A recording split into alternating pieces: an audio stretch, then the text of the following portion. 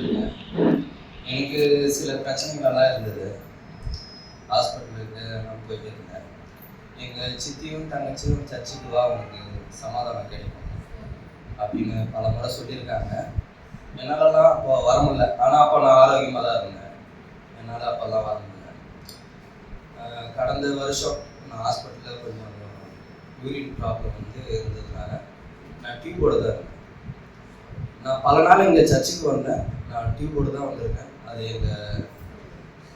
எங்கள் தங்கச்சி அவங்களுக்கு மட்டும்தான் தெரியும். யாருக்கும் நான் தெரியப்படுத்தலை. கர்த்தர் ஒருத்தர் இருக்கார், என்ன அவர் வழி நடத்துவார் அப்படின்னு சொல்லிட்டு முழுசாக நான் மனம் நான் வந்தேன்.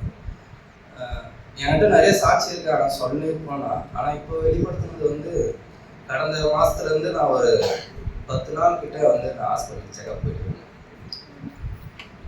எனக்கு யூரின் ப்ராப்ளம் இருக்குது. அது அடிக்கடி இன்ஃபெக்ஷன் ஆகிறதுனால என்ன டெஸ்ட் கொடுத்து இவனுக்கு இந்த மருந்து சரியாகும் அப்படிங்கும்போது எந்த மருந்துமே செட் ஆகலை. அதுக்கு நிறைய டாக்டருங்களை பார்த்தேன். கடைசியாக ஒரு டாக்டர் பார்க்கும்போது ஒரு வைரஸ் மாதிரி இருக்குது, இந்த செக்அப் பண்ணு, இந்த செக்அப் பண்ணுற பேருக்கு அது எந்த ஸ்டேஜில் இருக்குது அப்படின்னு. போன வாரம் ஆறுதலின் அபிஷேகம் அண்ணன் பாஸ்டர் அண்ணன் சொன்னார், இது நடத்தும் போது உங்களுக்கு அப்படின்னு நீங்கள் நினச்சிங்கன்னா அது உங்களுக்கு. நானும் அதே மாதிரி தான் நினச்சிக்கிட்டேன். நான் அண்ணன்கிட்ட இது வரைக்கும் நான் சொன்னதில்லை, எனக்கு இந்த ப்ராப்ளம் இருக்குது, இது ஜெபம் பண்ணுங்க அப்படின்னு கேட்டதில்லை. அண்ணன் எனக்கு பண்ணியிருக்காரு. நான் நீ பண்ண ப்ரேயர் என்ன அப்படின்னா, சர்ச்சில் நான் உங்களை ஏற்றுக்கிட்டேன், நீங்களும் என்னை அரவணைச்சிட்டீங்கன்னு எனக்கு தெரியும், எனக்கு வெளிப்படுத்துங்க.